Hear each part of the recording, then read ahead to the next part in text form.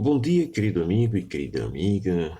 Que prazer nós podermos estar aqui neste segundo dia da semana para juntos meditarmos na palavra do Senhor. Deus tem nos concedido muitas bênçãos em nos fazer entender as estratégias do inimigo para que não possamos cair, mas sim que possamos estar vigilantes e atentos às suas ciladas e vencermos e alcançarmos a vitória pelo poder do seu Santo Espírito. Quero convidar-te a nós orarmos para meditarmos hoje, dia 30 de maio, este tema que temos aqui, resumo. Vamos orar. Amado Deus, Pai Celeste, obrigado pela tua bondade, obrigado pela tua misericórdia. Percorremos 30 dias deste mês de maio e hoje estamos no último dia. Enfrentamos muitas lutas, mas o Senhor nos concedeu vitória até aqui e queremos continuar a vencer. Por isso suplicamos o teu cuidado e a tua proteção e também o poder do teu Espírito que nos dê entendimento da tua palavra para que possamos conhecer a tua vontade e a malignidade do inimigo em procurar destruir-nos. Ajuda-nos a ser vigilantes. Abençoa todos quanto ouvem a tua palavra através do nosso canal. Fique conosco e cerca-nos com a presença dos teus anjos. Em nome de Jesus suplicamos essa graça. Amém. Queridos, Satanás está em guerra contra a igreja remanescente e não abandona sua atividade enganadora. Esta guerra foi declarada em Apocalipse 12, verso 17. Você pode abrir para ler, e lá nos diz: e o dragão irou-se com o resto da semente da mulher, aqueles que guardam os mandamentos de Jesus, ou os mandamentos de Deus, e têm testemunho de Jesus. Esta é a verdade. E a igreja remanescente é a igreja fiel, a igreja que tem o mandamento de Deus como um princípio vital que representa o caráter de Deus, um mandamento que é imutável, que é inegociável. E essa igreja guarda a lei de Deus como é ordenada na Sagrada Escritura, em Êxodo capítulo 20. Contra essa igreja, Satanás está lutando fortemente para destruir, fortemente para despedaçar e espalhar o povo de Deus. Então, quando ele é desmascarado numa falácia, ele inventa outra. Esta coleção de estratagemas satânicos contra a igreja remanescente durante todo o tempo do fim é o ômega, não é? Esta série de enganos tem um começo e terá um fim. Começou com o panteísmo no livro de The Living Temple do Dr. Kellogg. Nós já abordamos sobre essa questão, não é? Por meio de Inácio de Loyola, que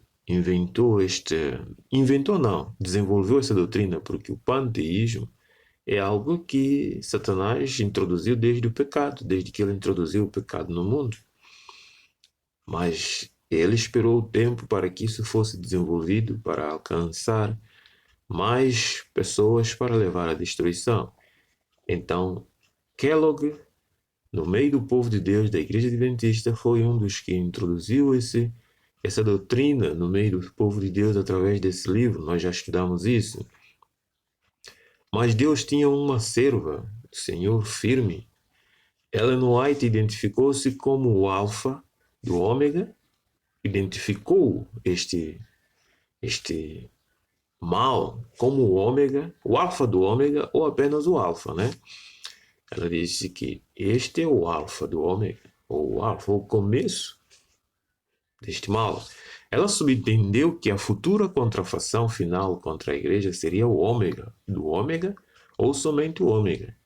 Para clarificar as consequências do alfa e o ômega, eis o resumo dos capítulos 24 e 25 de Mensagem Escolhida, volume 1. Este é um livro escrita pela serva do Senhor, inspirada pelo Espírito, que nos ajuda a entender as coisas que Deus tem procurado ensinar à sua igreja e aquilo que o inimigo tem feito. No capítulo 24 e 25, eu vou deixar abaixo o link deste livro, você pode abrir e ler. Ela explica essa questão. Mas aqui vamos apresentar um resumo. Como o nosso título diz, o alfa desviaria a mente daqueles que não estão completamente alicerçados nos princípios fundamentais da verdade presente e iria minar os fundamentos da nossa fé. O alfa iria fazer isso. Os ensinos e as doutrinas do alfa são demoníacas, porque ela ensina, né, de que Deus, o Criador, está na sua criação, logo toda a criação é Deus. Você, que é criado por Deus, é chamado de Deus. O animal é Deus, o boi é Deus, a planta é Deus. Isto é naturalizar Deus, né?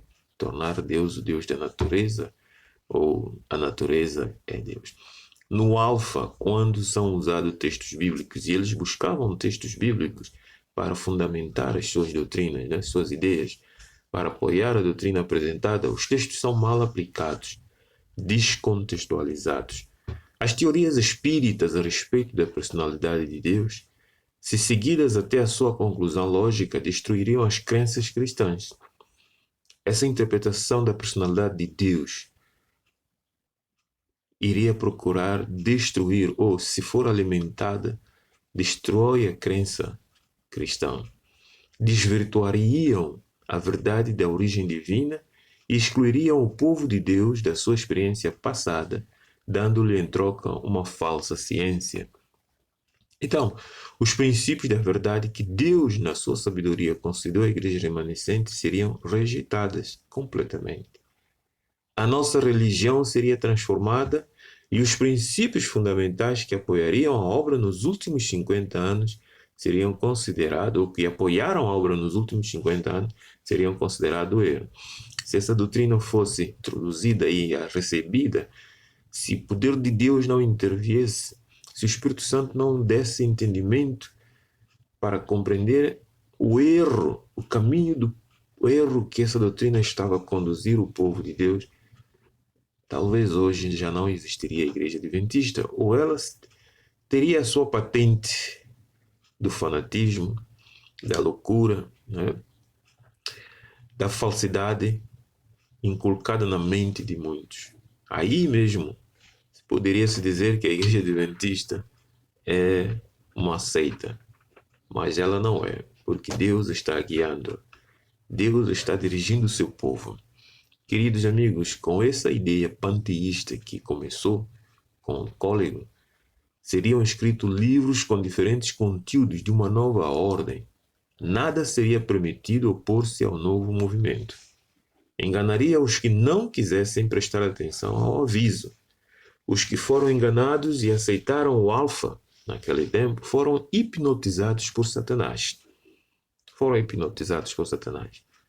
Começaram a ouvir vozes do inimigo a falar-lhes. O ômega, que é o fim deste engano, seguiria ou seguirá e será recebido por aqueles que não quiseram prestar atenção aos avisos que Deus deu. Isso quer dizer, Deus, no passado, começou a avisar. A serva do Senhor começou a alertar. Cuidado, tomem cuidado. Esta doutrina, esta questão de querer personalizar Deus, querer entender a personalidade de Deus no contexto da natureza, isto e aquilo, vai trazer consequências graves. Mas muitos não querem acatar esses conselhos e continuam buscando querer humanizar Deus. Querer encontrar Deus por meio de vias místicas. Isso vai trazer grandes consequências para essas pessoas.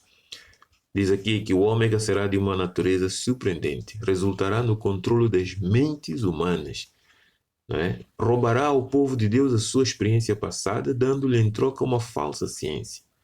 Aceitar estas teorias destruirá ou arruinará os fundamentos da nossa fé, em especial o ministério de Cristo no lugar santíssimo e as 3 mensagens angélicas. Queridos amigos, é isso que nós estamos vendo. dentro do povo de Deus. Alguns que não querem render-se à verdade como ela é explícita na Bíblia. Já têm procurado nova interpretação, novas ideias acerca da personalidade de Deus, acerca da natureza de Deus, do Espírito Santo e tudo mais. Satanás terá controle da mente desses. Os que se distraírem ou distraem com esses sofismas, depressa se verão numa situação em que Satanás possa falar com eles e afastá-los de Deus. O ômega nada mais é do que a especulação em relação à personalidade de Deus e onde ele está presente. Onde ele está presente. Então, querido irmão e amigo que nos assiste, nós temos que ter cuidado. A serva do Senhor nos adverte: ninguém deve alimentar a especulação a respeito da natureza divina. Nesse assunto, o silêncio é eloquência. Devemos aceitar Deus como ele é apresentado na Escritura. Não querer procurar entender aquilo que o Senhor não nos revelou. Em Deuteronômio capítulo 29, verso 29, abra a Bíblia para ler. A Sagrada Escritura nos diz: as coisas reveladas são para nós e os nossos filhos, mas aquilo que não está revelado, Deus reservou para si. O que nós temos que preocupar-nos com Ele é muito mais com a nossa salvação do que questões como personalidade de Deus. A Bíblia Sagrada é a revelação do caráter de Deus, do seu amor, para que compreendamos o quanto Deus nos ama e o que Ele quer e está a fazer e fará para a nossa salvação.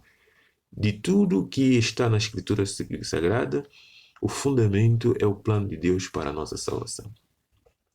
Aceitemos Jesus Cristo como nosso Salvador. Abramos o coração a Ele e nos entreguemos a Ele de todo o nosso coração. E aceitemos a salvação que Ele nos oferece. E Ele está nos chamando hoje para o caminho da salvação. Não precisamos de entrar em sofismas místicas, de ideias que Satanás está criando à volta da personalidade de Deus para querermos depois aceitá-lo. A Bíblia Sagrada diz que a fé vem pelo ouvir e ouvir a palavra de Deus. Que Deus te abençoe esta manhã e eu quero convidar-te a orarmos. Pai amado, obrigado pela tua bondade. Obrigado porque o Senhor, mais uma vez, está nos advertindo. Que possamos estudar a tua Sagrada Escritura com oração, com humildade e unicamente aceitar o que está revelado e não procurar conhecer aquilo que não está revelado, porque o Senhor não tem como propósito nos revelar, porque não temos capacidade de entender. A tua palavra diz que nós não entendemos as coisas do Senhor. É o Espírito quem revela. Aceitamos a revelação daquilo que o Senhor nos deu para a nossa salvação. Abençoa todos aqui presentes ou aqueles que assistirão a tua palavra hoje. Em nome de Jesus te pedimos e rogamos. Amém. Amigo, amanhã estaremos de volta e que Deus continue te protegendo e te guardando das ciladas do inimigo. Estude a palavra do Senhor. Ano bíblico, Esther capítulo 5 a 7, para adultos e juvenis, Esther capítulo 7 e 8. Até lá, que o Senhor te guarde. Nisto Cremos Channel, o canal de esperança. Viva com esperança através de estudos bíblicos.